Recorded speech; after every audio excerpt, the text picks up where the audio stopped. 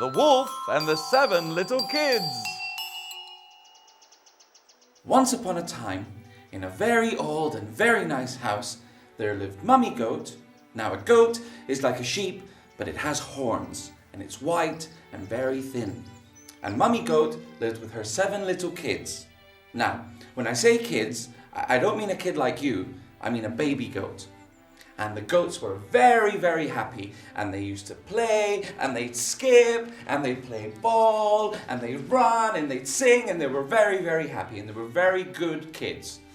Now one day, Mummy Goat decided to go shopping. But before she did, she took the 7 little kids and put them in a line, and she said, "Now kids, I'm going to go shopping, and I don't want you to open the door to anybody who isn't me. You're very good kids and I trust you, but you must not open the door, okay?" And they all said, "Yes, Mummy, we won't open the door. No. But then, who should come along but the big, bad wolf? And he walked towards the house, sniffing, and he thought, I can smell goat in that house. And he walked up to the door and he knocked on the door. Knock, knock, knock. "Who is it?" said the biggest kid. "It's your mummy. I've come home." And they thought, "You're not the mummy. Mummy doesn't talk like that. Mummy has a nice voice. You're the big bad wolf. Go away." And the big bad wolf was angry and he thought, "I'll get those kids." And he walked back into the village and he went to see the grocer. Now the grocer is a man who has a shop and you can buy food and drink and everything you need for the house. And he went up to the grocer and he said, "Grocer, I need 6 eggs, please." And the grocer knew that the big bad wolf was a big bad wolf. And he knew that the big bad wolf would need those eggs for something very bad indeed. So he asked him, "Why do you need the eggs, big bad wolf?" I want to make an omelette." "Yes, I love omelette." And the grocer said, "Well, okay." And he gave him the eggs. Now, I'll tell you a secret. The big bad wolf doesn't like omelette. He needed the eggs because if you drink raw eggs, eggs that are not cooked, your voice becomes very sweet, like a mummy. So he took the eggs and he opened them and he put them all in a glass and he mixed the eggs up and he drank the eggs. And then he went back to the little kid's house and he knocked on the door. Knock, knock, knock. "Who is it?" said the biggest kid who was in charge. "Well, it's your mummy," said the big bad wolf because his voice had gone high like a mummy's. That doesn't sound very much like Mummy. I know. We'll ask him to put his leg through the door because Mummy's leg is white and a wolf's leg is black. "Okay, Mummy, could you put your leg through the door, please?" So they opened the door just a little bit and the wolf put his leg through the door. And of course, it was all black. And the kids said, "No, you're the wolf, go away." And they closed the door as quick as they could. And the wolf pulled his leg in. And he went away very angry and very hungry. And he thought, what can I do? Because his voice was still high like a mummy. "What can I do to fool these kids? I know, I'll go to see the miller." Now, the miller is a man who has a big windmill with sticks that go round and round, and he uses the mill to make flour. Flour is the white powder that you use to make bread. Now, as you know, if you put your fist or your leg in white flour, your leg will go white. So that's what he did.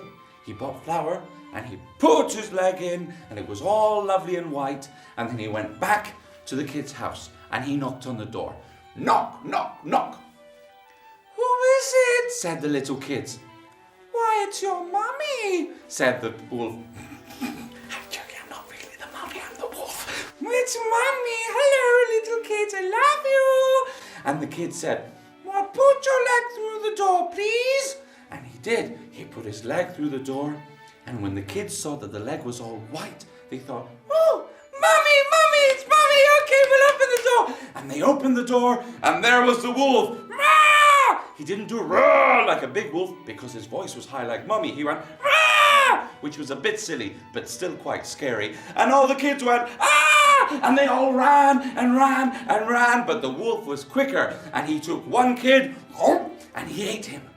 And he took another kid, 3 kids, 4 kids, 5 kids, 6 kids. But where was the 7th kid? The littlest kid, because he was very little, hid in a big clock. You know what a clock is? We use a clock to tell the time. It has a big hand and a little hand, and when it hits the hour, it goes dong, dong, dong.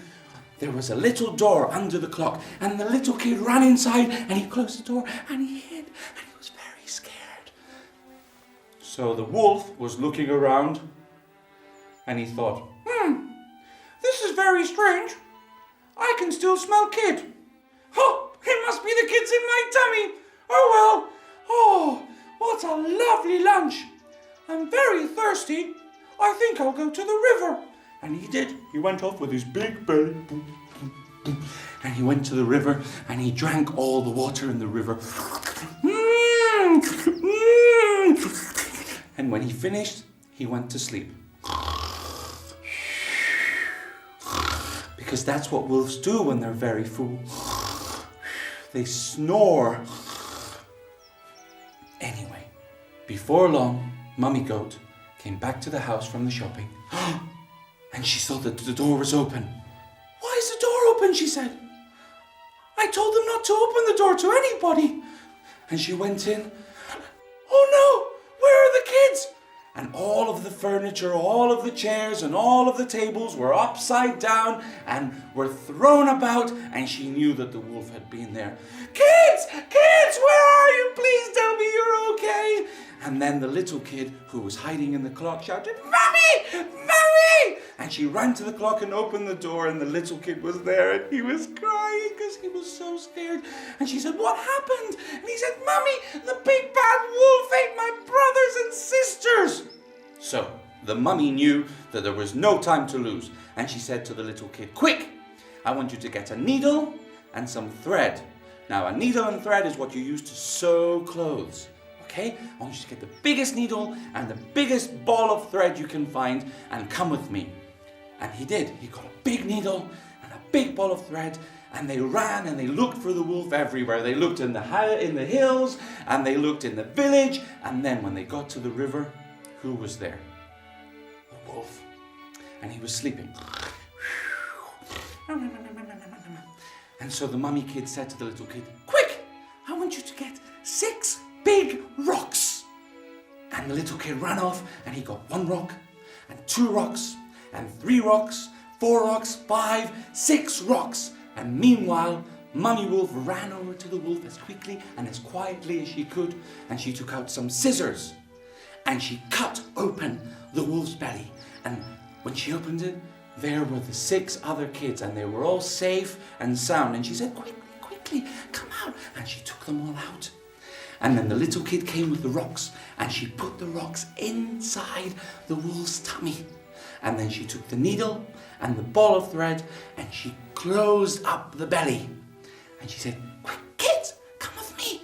We'll hide behind a tree and look to see what is happening. So they ran and they hid. After a short while, the wolf, who was sleeping, he woke up. And he thought, because now his voice was normal. He thought, that's strange.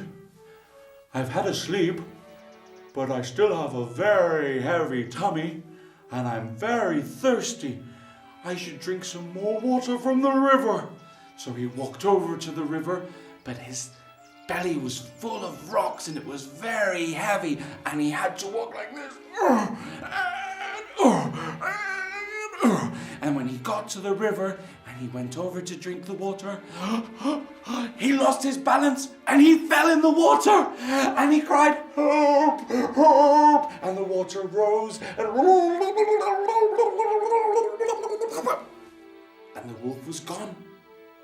And the mummy kid took the 7 little kids and they went back home. And they were very happy because the wolf had gone forever. But then the mummy goat told the little kids, "This time we were lucky. But next time when I go shopping, remember, do not open the door to anybody you don't know. If you have to open the door, you have to be absolutely sure that the person at the door is really who they say they are and that you know them." And they lived happily ever after.